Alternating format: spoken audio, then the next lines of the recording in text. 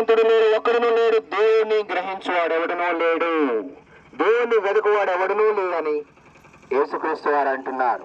ఏలైనగా పాపము వలన వచ్చు జీతము మరణము, అయితే దేవుని కృపావరము మన ప్రభు అయిన క్రీస్తు యేసునందు నిత్య జీవము, మోక్ష రాజ్యము, పరలోక రాజ్యము.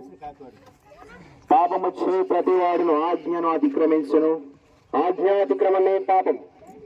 పాపమును తీసివేయుటకై యేసుక్రీస్తు ప్రభువారు నరవతార రూపిగా ఈ లోకములో ప్రత్యక్షమాయెను.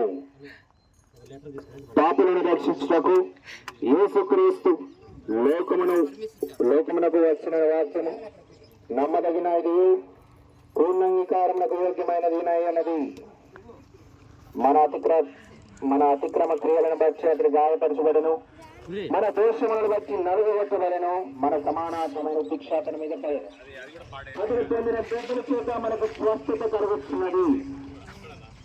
లేఖనముల ప్రకారము క్రీస్తు మన కొరకు మృతి పొందెను, లేఖనముల ప్రకారము క్రీస్తు మన కొరకు సమాధి చేయబడెను, లేఖనముల ప్రకారము 3వ దినమున తిరిగి లేపబడెను. మరి ఎవని వలనను రక్షణ కలగదు, ఈ నామమునే మనము రక్షణ పొందవలెను. అనగా యేసుక్రీస్తు రక్షణ ఉంది.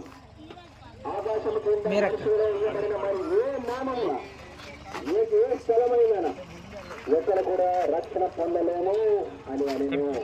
తీసిన అంతా తీసిన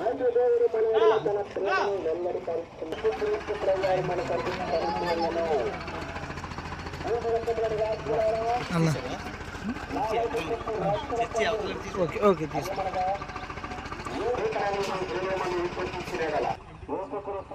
మన పాపములను క్షమించి సమస్త దుర్నీతి నుండి